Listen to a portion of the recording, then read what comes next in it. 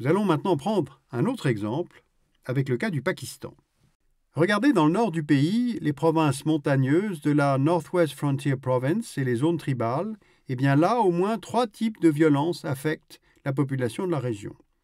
Violence de groupes sectaires d'abord, entre sunnites et chiites, comme dans la zone de Khurram en 2007. Violence militaire dans le cadre du conflit entre l'armée pakistanaise et des groupes d'opposition armés, comme dans la zone de Bajaur en août 2008. Et puis n'oublions pas que les talibans utilisent cette région comme leur base arrière et y attirent donc à leur tour des opérations des forces spéciales américaines, comme en octobre 2008 dans le Waziristan du Nord.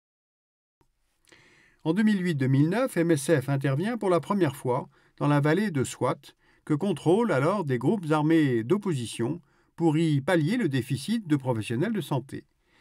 Mais le problème qui se pose aux équipes, c'est que dans la stratégie de l'armée pakistanaise, qui lance une offensive sur la vallée de Swat en 2009, l'aide constitue un outil permettant d'asseoir la légitimité du gouvernement auprès des populations locales.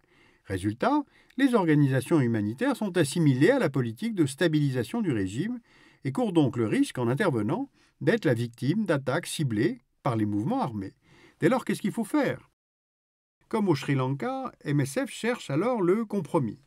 Pour mener son action dans la vallée de Swat et réduire sa visibilité en 2010, elle pilote à distance des programmes que le personnel pakistanais met en œuvre sur le terrain.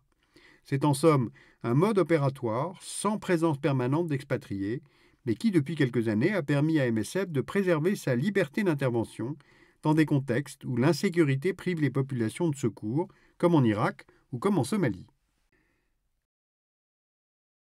Troisième cas de figure maintenant, le Yémen.